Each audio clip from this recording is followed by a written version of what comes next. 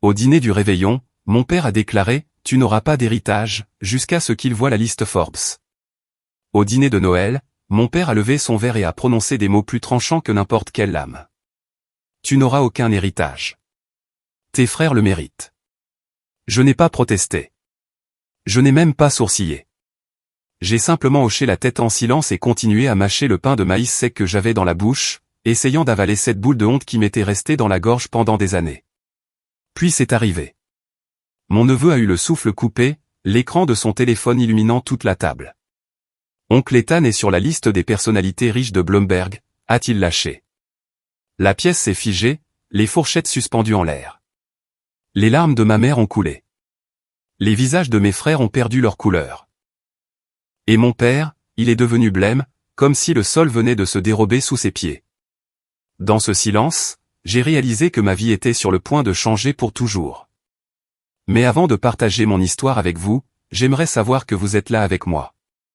Laissez un simple « salut » en commentaire ou dites-moi d'où vous me regardez. J'adore voir jusqu'où mon histoire peut porter. Merci. Et maintenant, laissez-moi tout vous raconter. Et si vous estimez que mon histoire mérite d'être entendue, s'il vous plaît, cliquez sur « s'abonner ». Cela signifie plus que vous ne l'imaginez.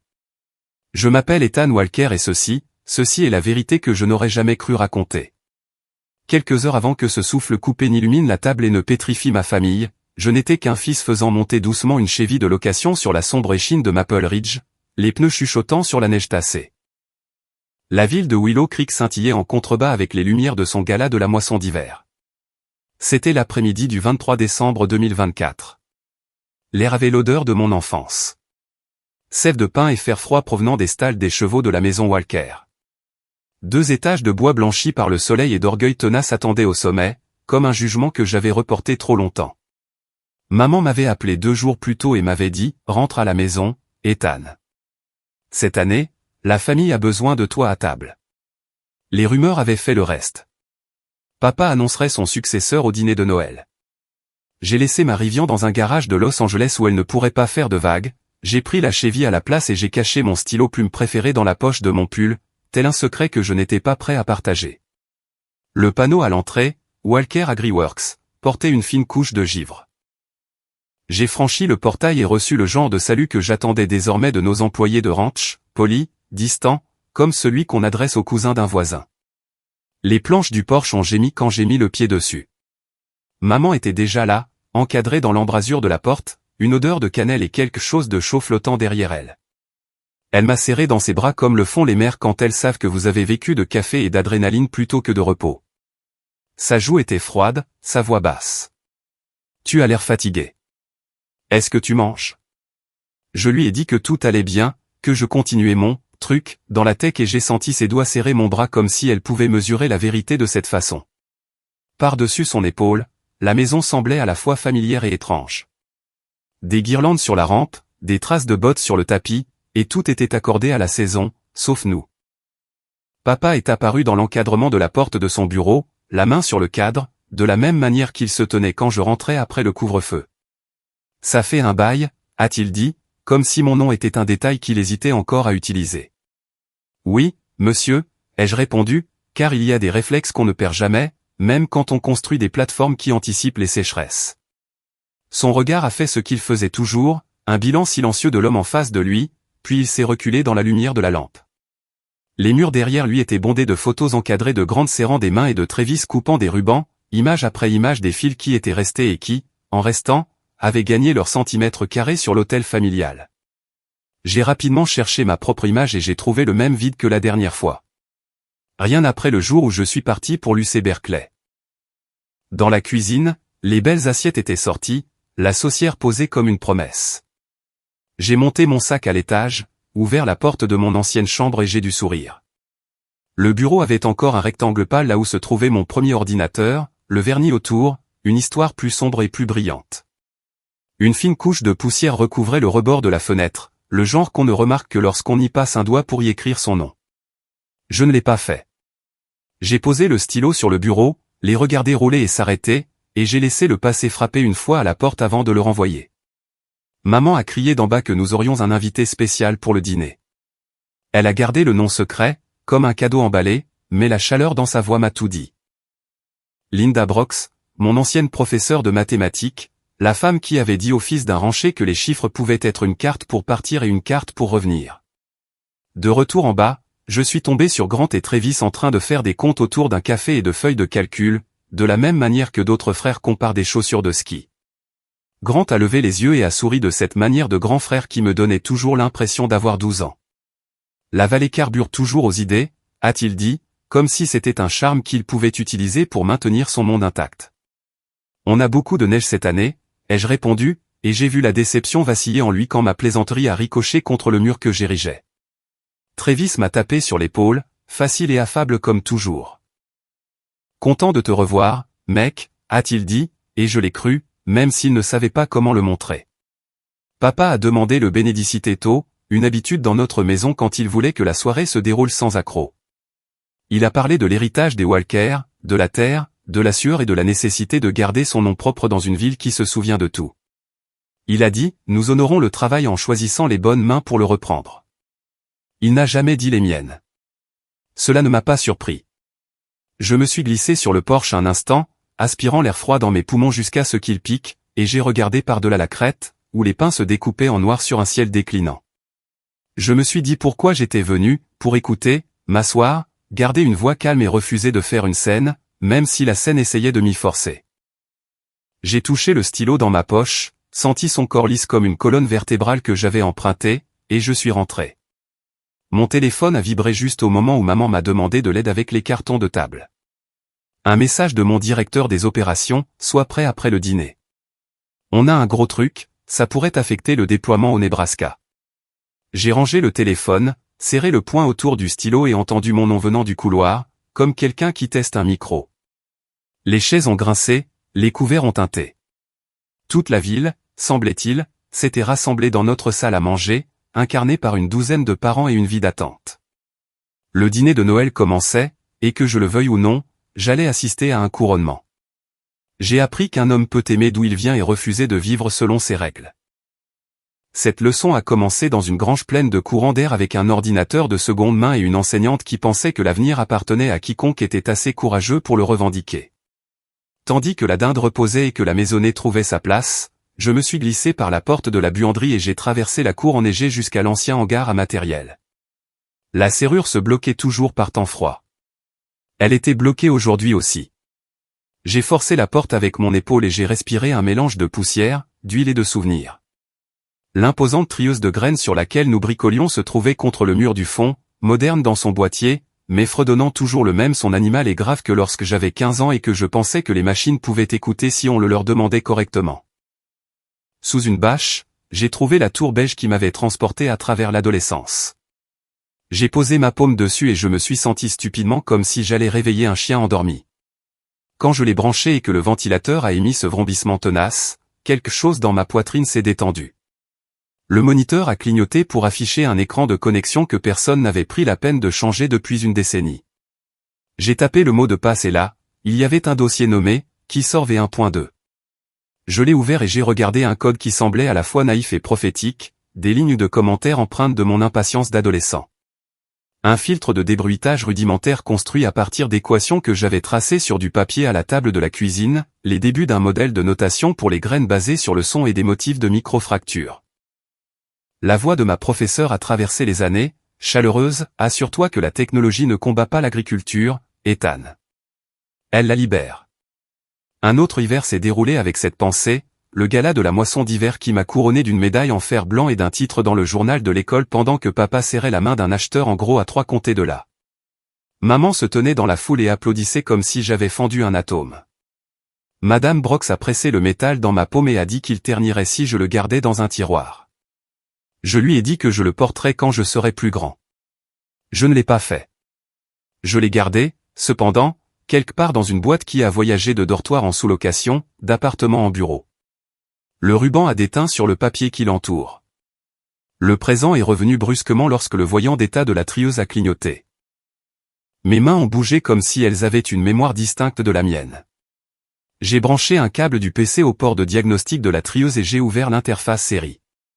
Un flot de chiffres a commencé à cascader, valeur des capteurs, harmonique vibratoire, une somme de contrôle nichée à la fin de chaque lot. QS12. Je me suis figé. Ce n'était pas un simple code de fabricant. C'était le mien. QS pour qui sort. 12 pour la version rudimentaire où j'avais finalement cessé de surajuster sur les grains parfaits. J'ai fait défiler à nouveau. La logique était là, comme un filigrane. Le filtre de bruit à 2 étages, le blocage d'hystérésis que je n'avais utilisé à l'époque que parce que je ne pouvais pas me permettre un matériel plus précis. La bande de notation où j'avais dessiné un stupide petit smiley dans les commentaires du code et l'avais laissé là par superstition. Le code sur l'appareil n'était plus le mien mot pour mot. Il portait un nouveau costume, élégant et corporatif. Le nom du paquet était estampillé, Walker Lab, mais son squelette était le mien. Je me suis dit de respirer. Je savais qu'il pouvait y avoir des explications qui n'étaient pas du vol pur et simple. J'avais fait des démonstrations de qui sort à quiconque voulait bien regarder quand j'étais enfant, y compris un directeur adjoint d'usine qui avait depuis grimpé les échelons. Peut-être que l'idée s'était infiltrée, comme le font les choses utiles. Peut-être qu'elle avait vécu dans la tête de quelqu'un assez longtemps pour qu'il la croie sienne. Et pourtant, la somme de contrôle n'était pas un concept. C'était une empreinte digitale. J'étais encore en train de la fixer quand j'ai entendu des bottes sur le sol gelé à l'extérieur et une main racler le cadre de la porte. En train de jouer avec les ordinateurs, encore. Travis s'est penché, souriant, les cheveux poudrés de neige. Il avait ce don de détendre une pièce, même lorsqu'il interrompait ce qui aurait pu être une confession. J'ai basculé l'écran sur le bureau, enroulé le câble comme si je l'avais trouvé par terre. Je vérifie juste la poussière, ai-je dit. Tu sais comment est maman avec les allergies. Il a ri, s'est dirigé vers une étagère, a pris une clé à molette, l'a reposée comme s'il se souvenait qu'il n'était plus ce genre de Walker. On est bon pour le dîner? A-t-il demandé. Papa est à l'heure ce soir. Grand discours, tout le tralala. Ouais, ai-je dit, je ne manquerai ça pour rien au monde. Quand il est parti, le silence est revenu. Un silence plus épais, le genre qui s'installe après qu'une vérité réalise que vous l'avez vu. J'ai ramené l'interface, sorti mon téléphone et pris une photo de la somme de contrôle, zoomant jusqu'à ce que, QS12, remplisse l'écran. Mon pouce a hésité au-dessus de la touche, supprimée, par un vieux réflexe de protéger ceux qui m'avaient fait du mal. Je ne l'ai pas supprimé. J'ai sauvegardé la photo dans un dossier que je n'avais pas encore nommé et j'ai remis le câble dans son fourreau. Puis je me suis assis sur une caisse et j'ai laissé les questions venir en file indienne. Quand la trieuse a-t-elle commencé à être livrée avec cette logique? Qui a écrit l'enveloppe qui a transporté mon squelette dans une version d'entreprise? Est-ce que Grant le savait? Est-ce que papa? Étais-je furieux? Oui. Étais-je fier, d'une manière qui me faisait me détester? Aussi, oui. J'ai éteint l'ordinateur et je suis resté debout, étourdi un instant dans l'obscurité. Un rayon de soleil d'hiver s'est faufilé par une fissure dans les planches et est tombé sur le panneau de commande de la trieuse, aussi brillant qu'une fusée éclairante. C'était comme si le hangar lui-même décidait de témoigner, de mettre en lumière quelque chose que nous avions trop souvent dissimulé. J'ai pressé ma paume contre le métal une fois. Merci, je suppose, et je suis retourné dans l'après-midi. Les cloches du festival sonnaient depuis l'église, un compte à rebours lent et patient jusqu'au dîner. À l'intérieur, la maison se remplirait. Sur la cheminée, les photos de famille continueraient d'insister sur une histoire dans laquelle je ne me voyais pas. Dans ma poche, le stylo était chaud de ma main. Je l'ai touché et j'ai pensé à ce que Madame Brox avait dit le jour où j'ai envoyé mon acompte à l'UC Berkeley. Le monde ne t'applaudira pas toujours, Ethan. Applaudis-toi toi-même et continue d'avancer. À la porte de derrière, j'ai essuyé mes bottes et je me suis glissé dans la cuisine où la chaleur m'a frappé comme un accueil et un avertissement. Les yeux de maman se sont levés comme si elle pouvait lire toute l'histoire de la grange sur mon visage. « Ça va ?» a-t-elle demandé. « Je vais bien », ai-je dit. Et pour une fois, je pensais les mots et non la performance. Quelque part dans le couloir, la voix de papa rassemblait la famille pour le bénédiciter. J'ai glissé le téléphone plus profondément dans ma poche, la photo de QS12 se refroidissant contre ma jambe comme un battement de cœur constant, et j'ai pris ma place dans la procession vers la table, où dans quelques heures un écran de téléphone illuminerait la pièce, et ma vie se diviserait nettement en un avant et un après. Le lendemain matin, après avoir découvert mon code respirant à l'intérieur des machines de l'entreprise, je suis descendu en ville, ayant besoin d'un air qui n'avait pas le goût de la poussière et des souvenirs. Willow Creek s'était paré pour les fêtes. Chaque vitrine était ornée de couronnes, les trottoirs luisants de glace fondante. J'ai acheté un café au dîner du coin où la moitié du comté semblait se rassembler, la buée embrumant la fenêtre alors que je retournais dans le froid mordant. C'est là que j'ai vu une affiche surdimensionnée posée sur un chevalet à côté du stand du gala de la moisson d'hiver. Le titre criait en lettres dorées, hommage à l'innovation en agriculture, Grant Walker. Sous les mots, il y avait une image brillante d'une trieuse de graines, avec des diagrammes tirés directement de la logique que j'avais écrite des années auparavant dans ce hangar. La légende louait un système de notation révolutionnaire basé sur les schémas de vibration et la micro-imagerie. Ma main s'est resserrée autour du gobelet de café. Débruitage en 2 étapes, exactement le même principe avec lequel j'avais lutté au lycée. Mon être tout entier le reconnaissait. Je suis resté sur ce trottoir trop longtemps, le froid me rongeant les oreilles, lisant les mêmes lignes jusqu'à ce qu'elles se brouillent. Si cela était utilisé depuis des années, pourquoi personne ne m'avait-il appelé, pas une seule fois, même pas un mot de courtoisie? Ma famille m'avait vu partir, avait rejeté mon obsession pour le code comme une perte de temps. Et pourtant, voici mon travail, déguisé en le leur, célébré sous le nom de Grant. La douleur s'est muée en une seule question qui ne cessait de résonner. Avaient-ils si peur que j'ai raison qu'ils avaient construit une vie en prétendant que je n'existais pas? L'affiche s'est estompée pour laisser place à un souvenir. J'avais de nouveau 19 ans, assis sur une chaise de dortoir branlante à l'UC Berkeley, mon bureau empilé de fiches de tutorat, une machine à cappuccino sifflant dans le café du campus où je travaillais la nuit. Je me souviens encore de l'email d'acceptation, le sujet brillant dans ma boîte de réception comme un lever de soleil. Félicitations, promotion 2013 de l'UC Berkeley. Je l'ai transféré à maman. Elle a répondu en quelques minutes avec un cœur. Papa ne l'a jamais mentionné. Je jonglais entre les services et les laboratoires, courant entre les cours avec mon ordinateur portable ouvert, le code débordant dans chaque minute de libre. Certaines nuits, je dormais sur le sol de la bibliothèque. Le rêve en valait la peine, même lorsque le prix était un épuisement jusqu'à la moelle. Au moment où je suis arrivé à Tempe, en Arizona, j'avais un diplôme et plus de dettes que de bon sens. Une petite start-up m'a embauché, travaillant sur l'automatisation pour les fermes. Pendant 4 ans, j'ai vécu de mauvais cafés et d'espoir jusqu'à ce que l'entreprise soit rachetée. Le paiement n'a pas changé ma vie, mais il m'a donné un capital de départ et un esprit plus affûté. C'est à ce moment-là que je me suis promis que l'IA pouvait atteindre les agriculteurs directement, sans être filtré par des entreprises qui ne se souciaient que des marges. Los Angeles a été le lieu où la conviction a rencontré la réalité.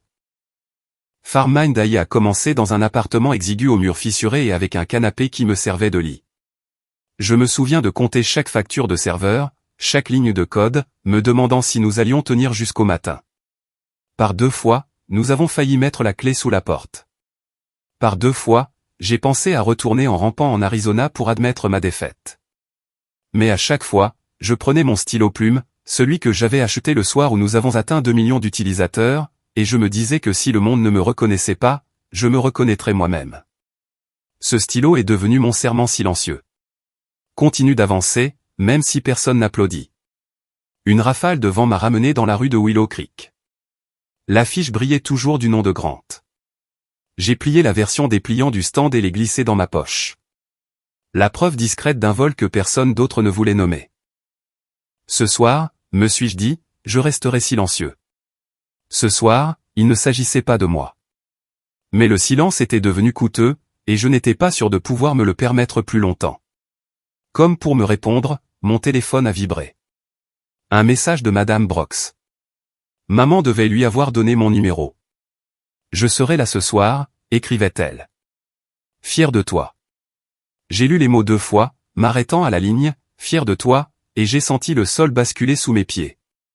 Ce mot avait été étranger dans cette famille, quelque chose qui ne se disait jamais à voix haute.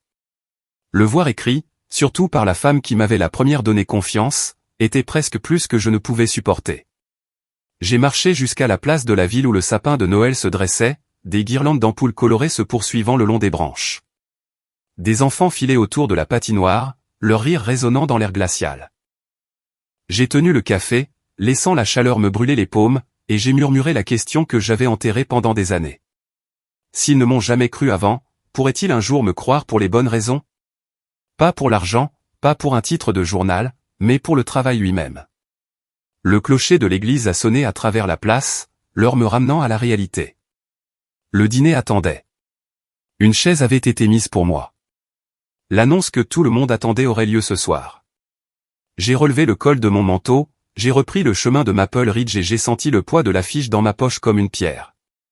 La maison serait illuminée, la table pleine, et tôt ou tard mon nom, ou son absence, serait prononcé à voix haute. La maison sentait la dinde rôtie et les clous de girofle quand je suis entré, mes bottes laissant des gouttes d'eau fondues sur le paillasson. La salle à manger brillait sous la douce lumière des bougies. Maman se déplaçait comme un chef d'orchestre, plaçant les plats, redressant les serviettes, s'assurant que la table ressemblait à la grâce incarnée. Papa était assis en bout de table, sa chaise sculptée plus grande que les autres. Ma place était près de l'autre bout, coincée entre une tante et le siège vide d'un cousin. La place d'un invité, pas celle d'un fils. Nous avons incliné la tête pour la prière. Papa a remercié le Seigneur pour la terre, la récolte et l'héritage des Walker. Il n'a pas dit mon nom. Il n'en avait pas besoin. L'omission était plus tranchante que n'importe quelle mention. J'ai hoché la tête, les yeux ouverts sur la dinde, et je me suis forcé à mâcher. La pièce s'est remplie de conversations, mes frères s'empressant de prendre la vedette. Grant a décrit l'expansion dans de nouveaux États. Travis a détaillé les accords avec les distributeurs de semences. Papa hochait la tête, le visage rayonnant de fierté. J'ai ajouté un commentaire ici et là, des réponses courtes et évasives, plus intéressé à observer la façon dont les yeux de maman voltigeaient entre nous qu'à prouver quoi que ce soit. À un moment donné, papa s'est levé, a levé son verre et l'a frappé avec une fourchette jusqu'à ce que le brouhaha cesse. Le crépitement du feu de cheminée a rempli le silence.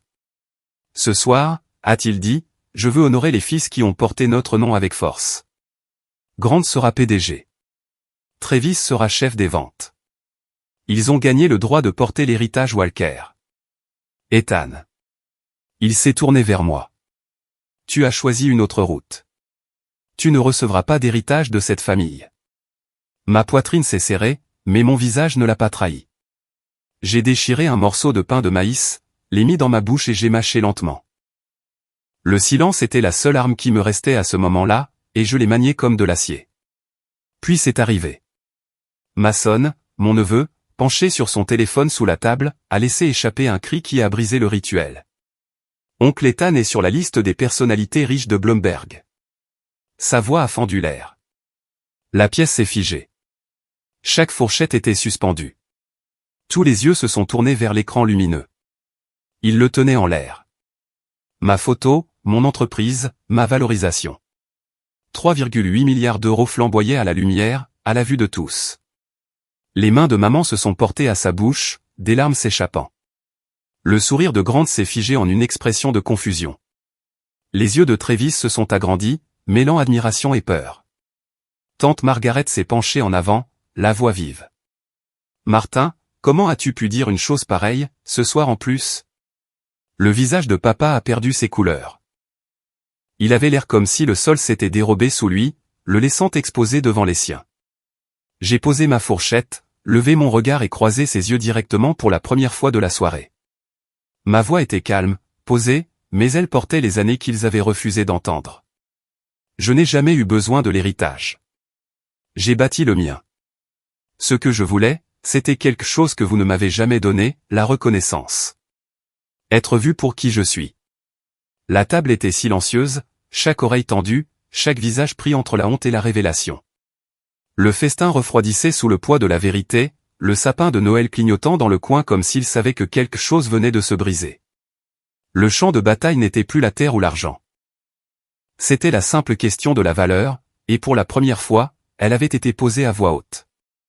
La salle à manger était tombée dans un silence gêné après l'éclat de Mason, l'odeur de la sauce et de la dinde devenant aigre dans l'air chargé. Papa a été le premier à quitter la table. Il a repoussé sa chaise, redressé ses épaules et, sans regarder personne, a dit « Ethan, viens avec moi ». Il n'a pas attendu ma réponse. Il s'est dirigé vers son bureau, la lourde porte grinçant en s'ouvrant, l'avalant dans un mélange de lumière de lampe et d'ombre. Je l'ai suivi, chaque pas comme si j'entrais dans un tribunal. Le bureau était le même que dans mes souvenirs, des lambris de bois sombre, un bureau massif marqué par des décennies d'usage, des étagères remplies de classeurs et de registres. Les murs étaient bondés de photographies encadrées de Grant et Travis à des salons professionnels, des inaugurations, des banquets d'entreprise. Leurs visages souriaient comme des gardiens d'un héritage dont j'avais été effacé. Ma propre image ne se trouvait nulle part. Le feu dans l'âtre crépitait, projetant une lumière qui aurait dû être chaleureuse mais qui ne faisait qu'approfondir la pénombre. Dehors, le vent pressait contre la fenêtre, faisant trembler les vitres comme si le monde lui-même voulait entrer. Papa s'est laissé tomber dans le fauteuil en cuir derrière son bureau, le siège qui avait été son trône pendant des décennies. Il m'a regardé un long moment avant de parler. « Ethan, pourquoi nous as-tu caché ça? Si j'avais su. Si tu m'avais fait confiance, les choses auraient pu être différentes. » Je suis resté debout en face de lui, les mains le long du corps, la voix ferme. « Tu n'as jamais voulu savoir. Tu as décidé ce qui comptait et ce qui ne comptait pas, et tu ne m'as laissé aucune place dans cette équation. » Ses yeux se sont rétrécis. « L'argent ne change pas ce que signifie l'héritage. Tu as construit quelque chose de bien, mais l'héritage, c'est la terre, la propriété, le nom de la famille. Grant est celui qui le porte. C'est lui qui est resté. » J'ai sorti mon téléphone de ma poche et j'ai ouvert la photo de la somme de contrôle que j'avais prise dans la grange, QS12, brillant sur l'écran comme une vieille cicatrice. Je l'ai posée sur son bureau et j'ai demandé, « Est-ce que tu reconnais ça ?» Il n'a pas pris le téléphone. Il n'en avait pas besoin. Le silence était un aveu en soi. Je me suis retourné et j'ai traversé la pièce jusqu'au classeur contre le mur, celui que je l'avais vu garder toute ma vie. Le tiroir a résisté puis a cédé, et j'ai sorti un épais classeur estampillé, Walker Lab trieuse de graines. J'ai feuilleté jusqu'à trouver les pages que je cherchais, des schémas techniques, des extraits de code annotés. Mon estomac s'est noué en retraçant mon propre travail qui me regardait, dépouillé de mon nom. C'est mon code, ai-je dit, ma voix plus vive maintenant. Le même que j'ai écrit adolescent dans cette grange. Vous avez construit vos machines dessus.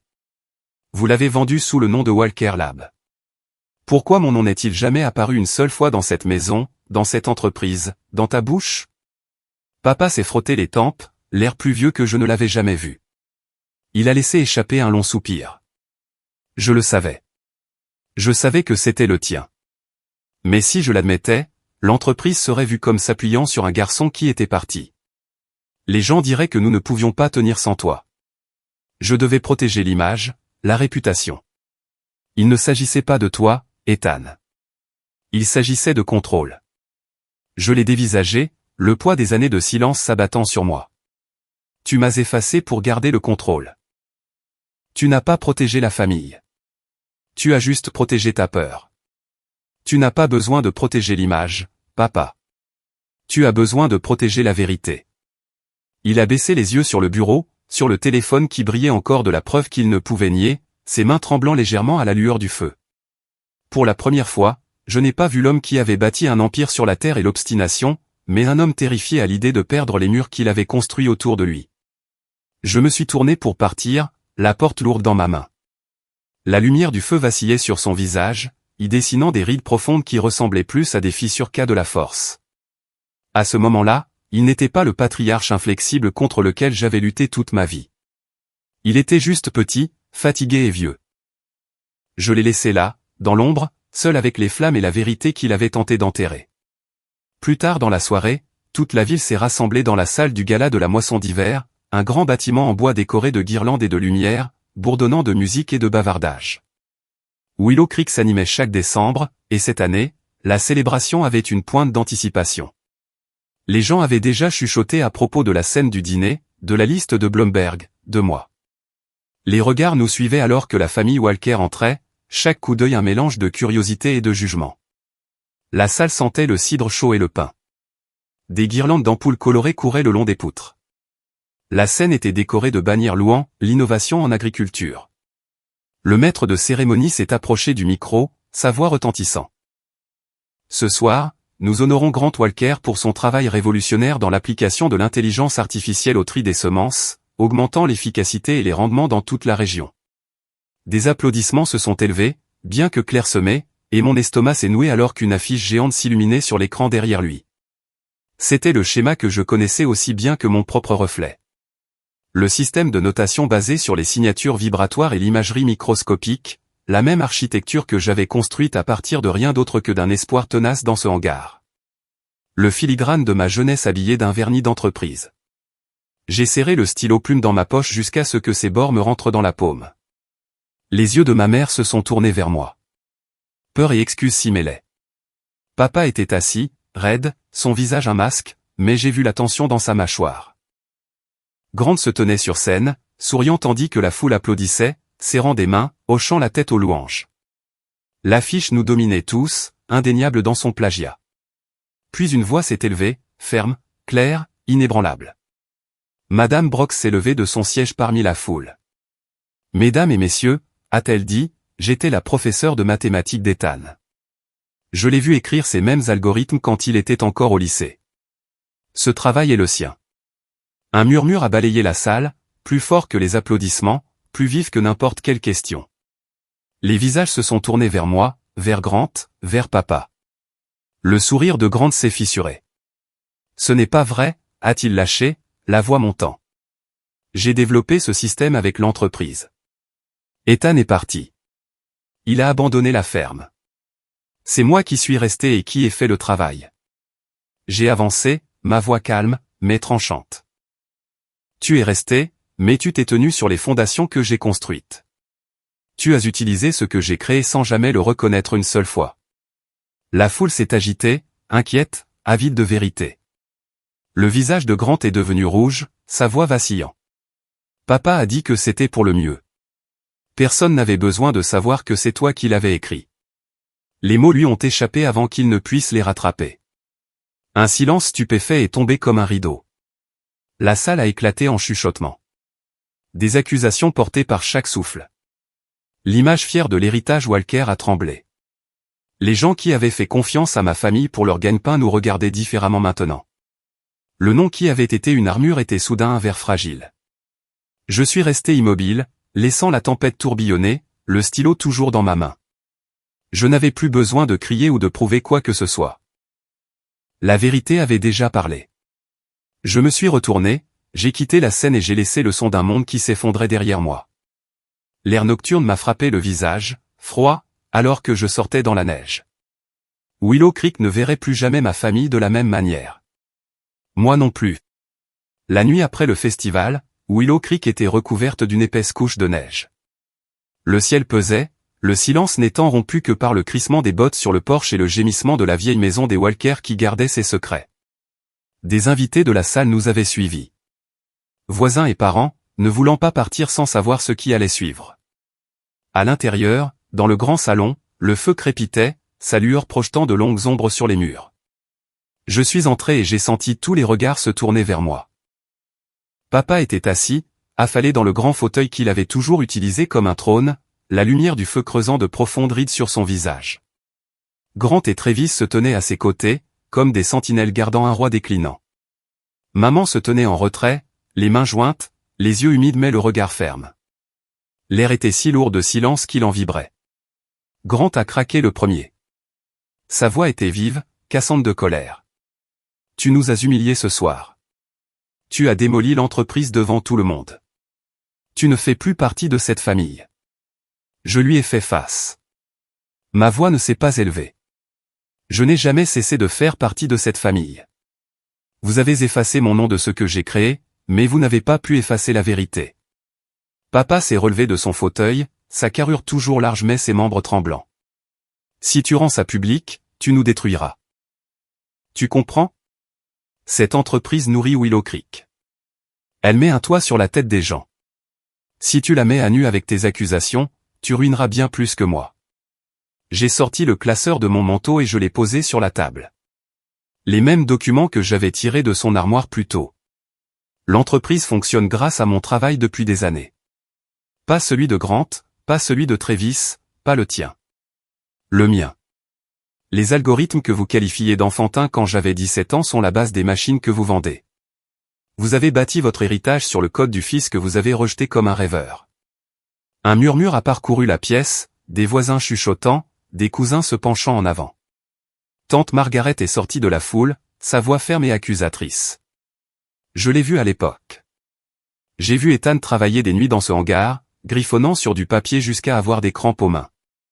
Martin, tu savais. Tu savais que c'était le sien. Elle s'est tournée vers mon père, la voix tremblante de fureur. Et tu es resté silencieux. Le coup a porté. Les épaules de papa se sont affaissées. La voix de Grant a craqué alors qu'il se déchaînait. Rien de tout ça n'a d'importance. L'entreprise est forte grâce à papa. Il a bâti l'empire. Je l'ai maintenu en vie. Ethan n'était même pas là quand nous nous sommes étendus. Quand nous avons signé les contrats, c'était nous, pas lui. J'ai regardé mon frère, calme, même triste. Vous vous êtes étendu, mais vous l'avez fait avec un outil que vous n'avez pas fabriqué. Vous vous êtes tenu sur mes épaules tout en prétendant que je n'étais même pas dans la pièce. Travis, qui était resté silencieux toute la soirée, a finalement parlé, sa voix basse mais claire. On s'est menti à nous-mêmes. Ethan a raison. Sans son système, notre production ne serait pas ce qu'elle est. On lui doit plus que ce qu'on veut admettre. La fracture était visible maintenant, divisant nettement les frères qui avaient été unis. Papa s'est effondré dans son fauteuil, le poids de la vérité l'écrasant. Ses mains tremblaient sur les accoudoirs, ses yeux vides. Le feu crépitait, le peignant sous la lumière d'un homme acculé par les choses mêmes qu'il craignait le plus. Je me suis redressé, le stylo dans ma poche comme un battement de cœur. Je n'ai pas besoin de votre héritage. Je n'ai pas besoin de votre couronne. J'ai bâti la mienne. Ce dont j'ai besoin, c'est que la vérité soit nommée, une fois pour toutes. La pièce est restée immobile, personne n'osant respirer. Dehors, la neige continuait de tomber, tourbillonnant contre les fenêtres comme si elle essayait de laver les mensonges. Le classeur reposait sur la table, tel un verdict, et pour la première fois, mon père n'avait pas de mots pour le combattre. Le matin de Noël 2025 est arrivé, vif et clair, la neige sur Maple Ridge scintillant comme du verre sous le soleil levant. De la colline, je regardais la ferme, maintenant transformée.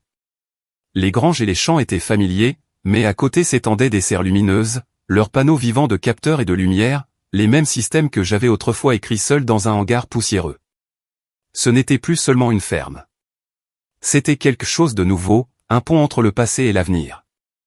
Mon père m'a rejoint sur la crête, plus lent que dans mon souvenir, un livre à la main. Intelligence artificielle et agriculture moderne. Sa voix était mal assurée. Je ne peux pas défaire ce que j'ai fait. Mais je veux apprendre.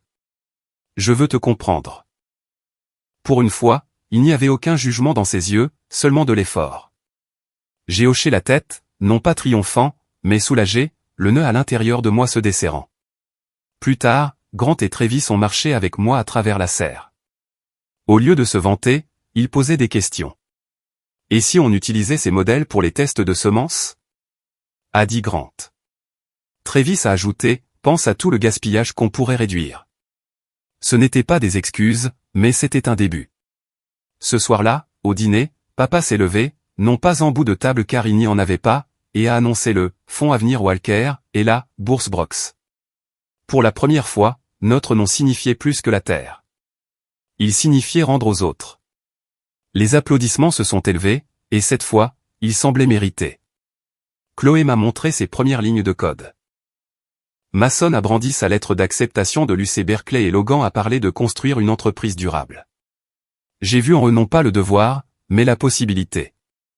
Maman m'a ensuite tendu une boîte en bois avec ma vieille lettre de l'UC Berkeley, ma médaille du concours de sciences et une coupure de journal jauni. J'ai toujours cru en toi, a-t-elle murmuré. Je suis juste restée silencieuse trop longtemps. Je l'ai serrée dans mes bras et les années de silence se sont adoucies. Quand le festival a commencé, je suis monté sur scène avec Madame Brox. Sans elle, rien de tout cela n'existerait, ai-je dit, et la salle a éclaté. Pour une fois, je n'étais pas seulement reconnu. J'étais accueilli. Alors que l'aube suivante se levait sur Maple Ridge, la lumière se déversait sur la neige et le verre. L'héritage, ai-je réalisé, n'a jamais été une question de transmission de biens. C'est une question de vérité, d'oser être soi-même et de transmettre cette flamme à ceux qui viendront après.